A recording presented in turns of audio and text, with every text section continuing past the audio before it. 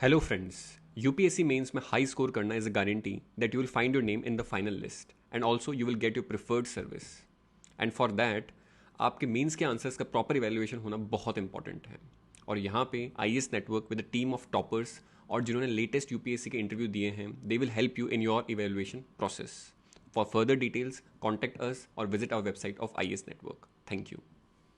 Hello everyone, मेरा नाम ईशान गुप्ता है। मैंने आईआईटी दिल्ली से 2015 में बीटेक इन मैकेनिकल इंजीनियरिंग करी है। सिविल सर्विसेज एग्जामिनेशन में मैंने 215 रैंक हासिल की है। ये मेरा सेकंड अटेम्प्ट था और इसके साथ मैंने इसकी प्रिपरेशन के लिए nirvana IAS academy new Delhi से कोचिंग ली थी।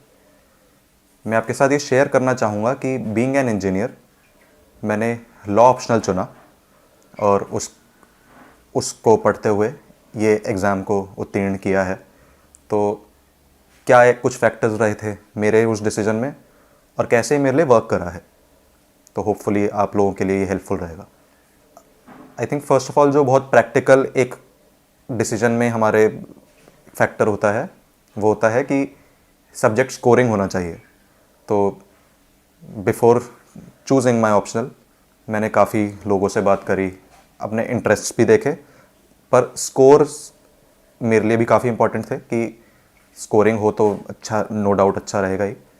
तो कुछ मेरे फ्रेंड्स जो इंजीनियर्स हैं वो खुद इस ऑप्शनल को चुन के पास हुए हैं। फिर मैंने जब निर्वाणा आईएएस एकेडमी ज्वाइन करी तो वहाँ से उसी साल जब मैंने ज्वाइन करा 2018 में, तो कुछ एक डॉक्टर सिलेक्ट हुई थी, रैंक 14 आई थी उनकी उस साल। तो वो देख के काफ़ी कॉन्फिडेंस मिला कि स्कोरिंग तो ये सब्जेक्ट है और अच्छा स्कोर 300 की बॉल पार्क में स्कोर लाते हैं जो लोग अच्छा परफॉर्म करते हैं इस ऑप्शन में। सेकेंडली मुझे पर्सनली भी बहुत इंटरेस्ट था कि लॉ एज अ सब्जेक्ट हमें डेली लाइफ में कितने टच पॉइंट्स होते हैं, कितनी बार होता है कि कभी हमें ऐसा लगता है कि हमें अगर लॉ पता होता तो शायद हम बेटर डील कर पाते सिचुएशन से। तो एक अंदर भी चाह थी कि लॉ पढूं। इवन टू बी ऑनेस्ट मेरे कॉलेज के बाद मेरे कुछ फ्रेंड्स हैं, उनमें से एक फ्रेंड के फ्रेंड ने आफ्टर इंजीनियरिंग एलएलबी करी एंड उन्होंने ही is doing very well in his life. तो वो भी मुझे इंस्पायर करता था कि as a subject, as a debater, as a thinker कितना ग्रोथ आता है लॉ पढ़ने में। उसके अलावा आई थिंक लॉ एक बहुत टेक्निकल सब्जेक्ट है, उसमें काफ़ी सारे रूल्स हैं, काफ़ी लॉजिकल थिंकिंग पे बेस्ड है।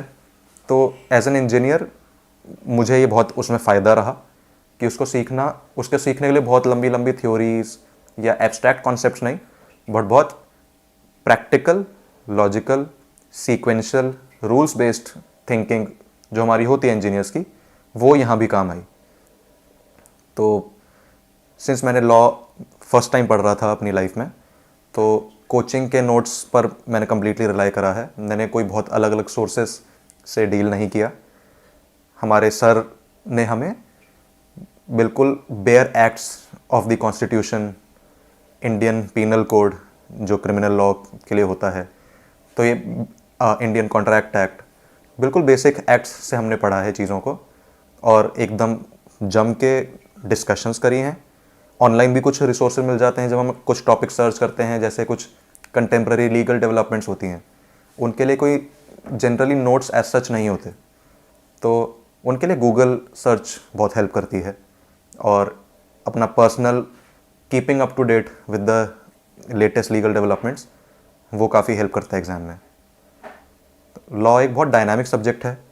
रोज़ हम जब न्यूज़पेपर भी पढ़ते हैं तो कभी पार्लियामेंट का सेशन हो रहा होता है, नए नए लॉज पास हो रहे होते हैं, पुराने लॉज में अमेंडमेंट हो रही होती है, सुप्रीम कोर्ट के जजमेंट्स आ रहे होते हैं, कोई लॉ पे नई इंटरप्रिटेशन दे रहे हैं, कुछ लॉज को स्ट्राइक डाउन कर रहे हैं।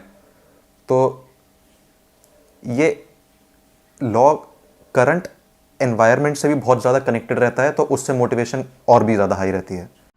Hello friends. यूपीएससी मेंस में हाई स्कोर करना is a guarantee that you will find your name in the final list and also you will get your preferred service. And for that आपके mains के answers का proper evaluation होना बहुत important है। और यहाँ पे IAS network with a team of toppers और जिन्होंने लेटेस्ट यूपीएससी के इंटरव्यू दिए हैं, they will help you in your evaluation process. For further details contact us और visit our website of IAS network. Thank you. क्योंकि वो रोज़ हम पढ़ने में, डिस्कशंस में कहीं ना कहीं हमें ज़रूर लॉ का एक टच पॉइंट दिख रहा होता है.